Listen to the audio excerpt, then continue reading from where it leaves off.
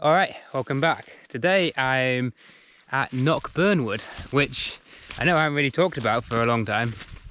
So let's just rewind. So we've got this land in central Scotland, which we're planning for trees, but we've also bought this woodland down in Dumfries and Galloway, near to Dalbeatty, and that was back in March this year. So what was that, like 6 months ago now? And it's a similar plan here to what we're trying to do on the other land, but here we've already got trees. There's already broadleaves, so mostly birch, and then some willow and some bit of oak, tiny bit of oak, and some alder. And then that's about half the area of the wood. And then we've also got some conifers. So we've got a mixture of spruces. So we've got Sitka spruce and Norway spruce.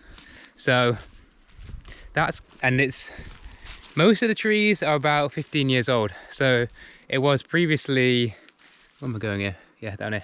It was previously there's more conifer here, and then it was cut down about 15 years ago now, which we could double check because Google, if you don't know, Google Earth, you can go back in time, and we can go back to 2007 and you can see that it's just been cut down. So they replanted part of the site with spruce, and then part of it's just naturally regenerated with more birch. And the plan is, like I was saying, we're going to do continuous cover here, putting together a long-term forest plan with how it's going to be managed. And the other thing we're going to do here, hopefully, is huts. So huts in Scotland are a special kind of area in Scottish planning law, and it kind of originates maybe back 80 years, and it's basically a cabin made of timber in either woods, or it's in the countryside basically, and kind of off-grid, can only be used for recreation. You can't live in them, and they can't be rented out for Airbnb, something like that. So our plan here is to put in a group of huts, and then initially is to lease the sites to people, to groups of friends, to individuals, to come and to build their own hut, and they look after it. But in the long term, and this might be very long term, is to transfer ownership to a group over time. So exactly how that's going to work, not sure yet, but I think the first hurdle is to get a planning permission if we can. So the application is literally about to go in, and what I'm going to do is we'll go and have a look at different areas, and you can kind of see what we're thinking. So right, let's go and look at the first place down here. Right, so we're at the location of one of the potential huts here. So we marked it with a stake and put some white on it so we don't lose track of where we're putting them. And we tried to find places which are kind of small clearings if we can, just to minimize the amount of trees we need to cut down, because it's very much the ethos of this hutting is really to kind of keep it as much kind of in nature as possible. And there was not going to be any gardens or anything like that around the huts. So really you're kind of right in the forest, you're right with the nature, and that's the idea anyway. So here we probably have to get rid of these two trees, but that's kind of the best we can do around in this sort of area. Otherwise there's kind of quite a lot more we'd have to take out. And the site is kind of fairly wet, so quite a bit of the forest is quite wet, so we've picked the places which are driest. So here we're on a bit of a spur here, and then probably can't see it, maybe we'll wander down, but just down here there's a burn, so that's Scottish for stream, down here, and that's what the woods here is called. It's called Knockburn Wood, so it's named after the burn. And then in terms of how you actually get around the site, we're going to have like just some small paths. You can't drive to your hut, you got to park your car at the entranceway, or hopefully you can like cycle here, or potentially get public transport. The bus stop's not too far away, so it's trying to keep it kind of as accessible as possible.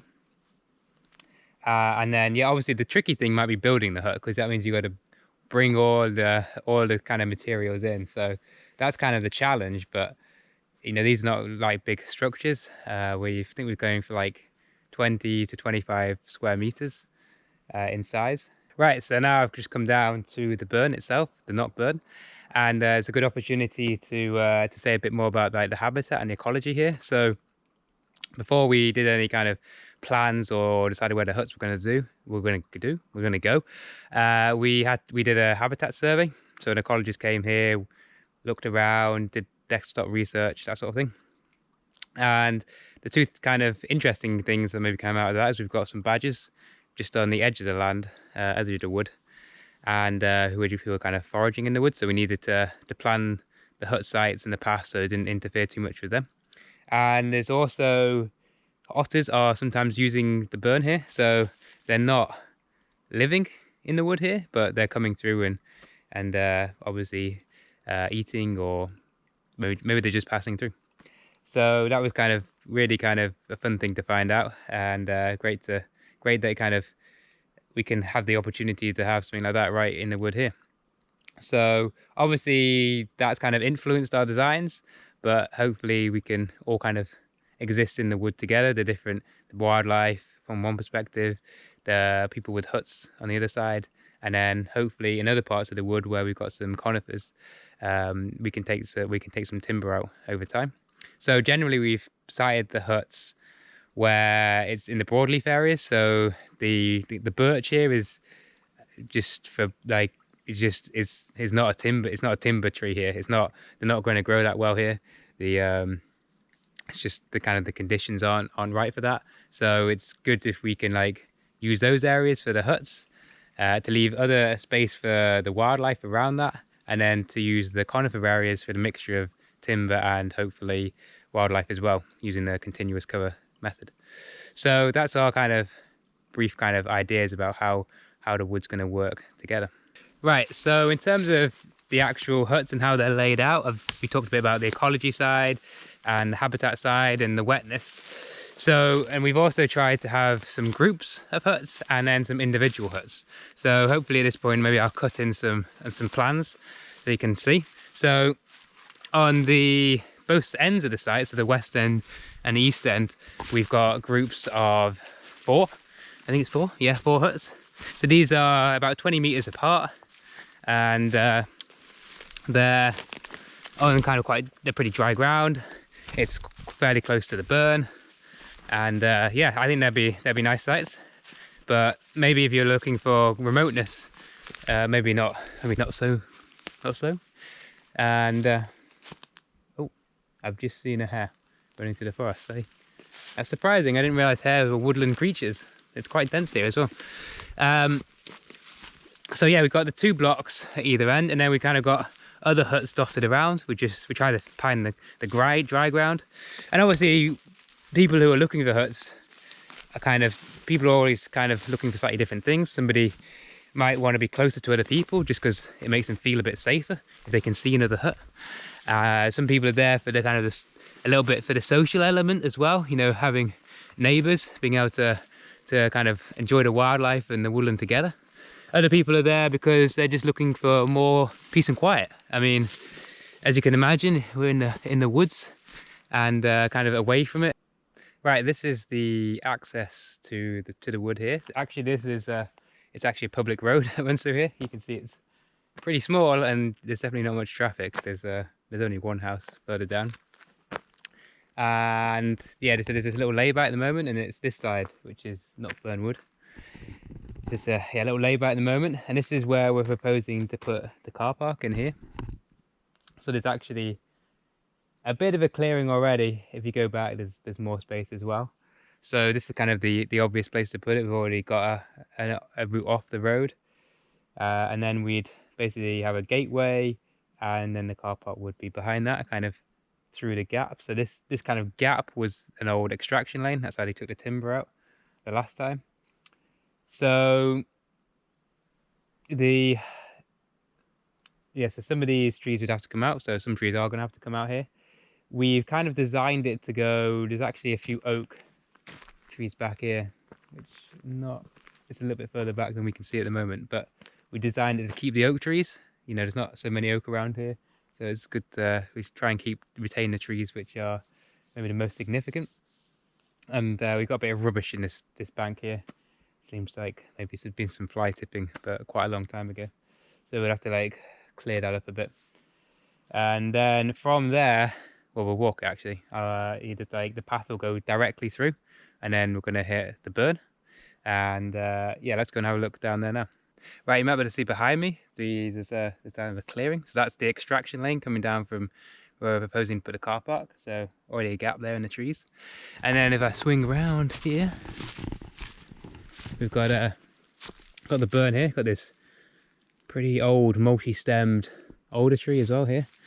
And the proposal is to put like a wooden bridge over here with a bit of a banking either side, a bit of like a ramp either side.